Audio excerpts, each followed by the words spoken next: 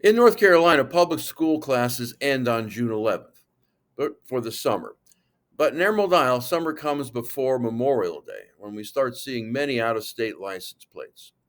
With summer around the corner, I thought this would be a great time to tell you a little about several unique and exciting things to do in and around Emerald Isle, Bug Banks, and the Crystal Coast during the month of June. First, the weather is absolutely gorgeous in June. Daily high temperatures hover around 85 degrees Fahrenheit, rarely falling below 75 degrees Fahrenheit or exceeding 90 degrees Fahrenheit. Daily low temperatures average 67 degrees Fahrenheit, rarely falling below 59 degrees or exceeding 78 degrees. Over the course of June in Emerald Isle, the length of the day is essentially constant. The shortest day of the month is June 1st, with 14 hours and 20 minutes of daylight, and the longest is on June 20th, with 14 hours and 29 minutes of daylight.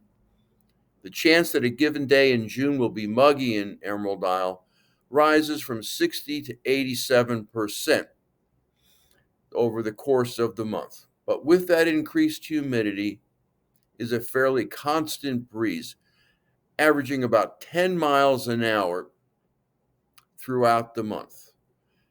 That breeze originates offshore, so it has a noticeable cooling effect. The average surface water temperature in Emerald Isle increases during June from 74 degrees Fahrenheit at the beginning of the month to 80 degrees Fahrenheit at the end. Second, the comfortable and refreshing water temperatures are a haven for water sports enthusiasts. In addition to bathers and body surfers, the number of surfers increases noticeably, as does the number of upright and prone paddleboarders. You can usually find me on my inflatable prone paddleboard beginning the third week in May. I prefer prone to upright because I like being closer to the water, and being closer to the water means I am not as impacted or dependent on the wind as an upright paddleboarder is. It's a thrilling and exciting experience. Third, other water options exist beyond the ocean during the month of June. For the young and adventurous, the Salty Pirate Water Park in Emerald Isle is open 7 days from 10 a.m. to 8 p.m. The only park in the Crystal Coast, it has 6 large slides and a 3-level kid zone. The Emerald Isle Boat Ramp is a really nice place, and it has restrooms and plenty of room for large boats. It can be crowded on weekends, but it is easy to load and unload your boat without the current playing havoc.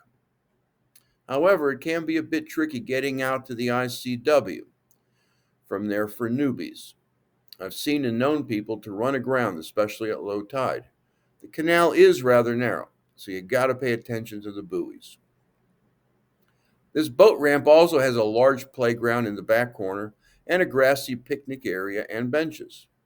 There's also a boardwalk path from the playground to a long dock out into the sound. It is a perfect spot for fishing. And with built in seating, it is a great place to watch sunrises and sunsets and take pictures. The parking lot is huge and has ample parking for many vehicles. Cedar Street and Coast Guard Road docks offer easy access to Bogue Sound if you want to kayak or windsurf. Of course, the biggest water sport in June around here is the Big Rock Marlin Tournament, held from June 7th to June 16th. Among the country's largest and oldest sports fishing tournaments, the Big Rock calls avid deep sea fishermen to North Carolina's Crystal Coast for a full week of angling and community celebration. Over the course of the last half century or so, many boats have docked here, many tourists have gathered here, many fish have been hooked and landed, and many dollars have been collected for charities. Fourth, take a break from the water and immerse yourself in the beauty and tranquility of one of the several parks in Emerald Isle. The Emerald Woods Park on Coast Guard Road and the McLean Spell Park behind the police station offer a glimpse of what this island looked like 60 years ago before the first house was built. The paths are rugged and hilly, but the wildlife and the serenity are worth the effort. A more civilized park is Blue Heron, behind the rec center on Emerald Drive.